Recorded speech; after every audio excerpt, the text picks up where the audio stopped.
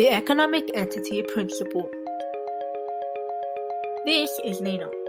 Nina has always dreamt of opening a business and becoming very successful. So she decided to study and graduate with a degree of Bachelor of Business at UTS.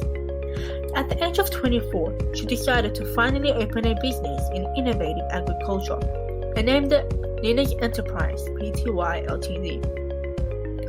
She successfully earned a total of $50,000 from crowdfunding and investors and thought that it would be enough to purchase land, rent a warehouse, purchase supplies, equipment, and advertise her service. However, since she was building her business during an economic downfall, her sales were very slow while her expenses were very high. She was worried that she would become bankrupt and that she would have to pay back the money with her personal items, such as her car, her house, her electronics, and the like. Yet, Nina was smart and remembered the Economic Entity Principle in accounting, which is controlled by GAAP. Now, GAAP is the General Accepting Accounting Principles, in which has a set of standards, procedures, and principles accountants must use when they compile their financial statements and make business decisions.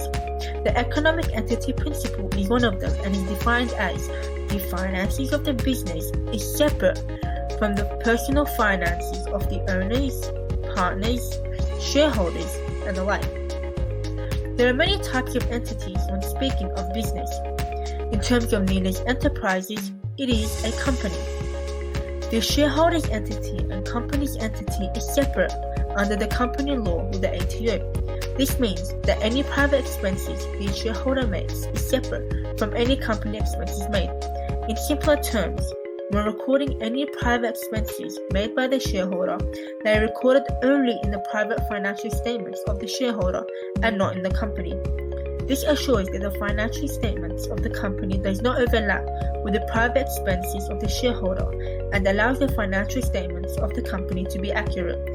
Any financial problems that Nina incurs from her personal expenses will not affect the finances or any aspect of her business.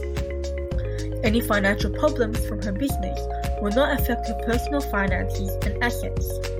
Knowing this, Nina feels safe that the Economic Entity Principle saves her from placing her personal finances and assets at risk from bankruptcy from her business.